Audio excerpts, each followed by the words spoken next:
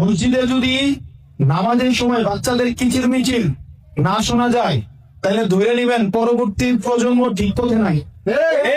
আমাদের মসজিদ গুলাতে দেখা যায় বাচ্চারা যখন নামাজের সময় একটু দৌড়াদৌড়ি করে, আবার দেখা যায় ধরেন একটু কথাবার্তা বলে, ছোট বাচ্চা মানুষ মসজিদে যায়, আমরা মাঝে মাঝে দেখা যায় অনেকে ধমক দেয়, অনেকে মসজিদকে বের করে দেয়, দেয় না? এরকম আছে না?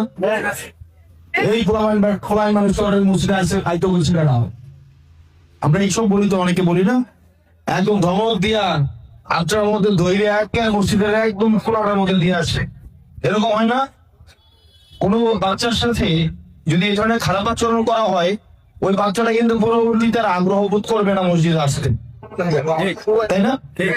সেজন্য আপনাদের কাছে অনুরোধ থাকবে, বাচ্চারা যদি মসজিদে আসে তাদেরকে উৎসাহ দিবেন, তাদেরকে সবারে এই যে পিছনে যা পিছনে যা পিছনে যা এগুলো করবে না, বরং দুইটা দায়িত্বশীল মানুষের মাঝখানে দাঁড় করাই দিবেন।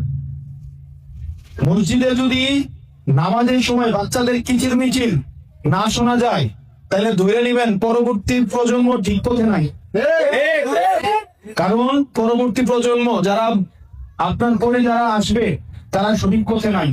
যদি সঠিক পথে থাকতো তাইলে মসজিদে নামাজের সময় কিচির মিচির থাকতোই। এই যে ৪১ জন, তারা হচ্ছে আজকে পুরস্কারটা অর্জন করছে, তাদেরকে সামনে বসাইয়া মূলত হচ্ছে তাদেরকে সম্মানিত করা। ৪১ জন কিন্তু খুবই কঠিন একটা কাজ, নিয়মিত জামাতে সালাত আদায় করাটা খুবই কঠিন।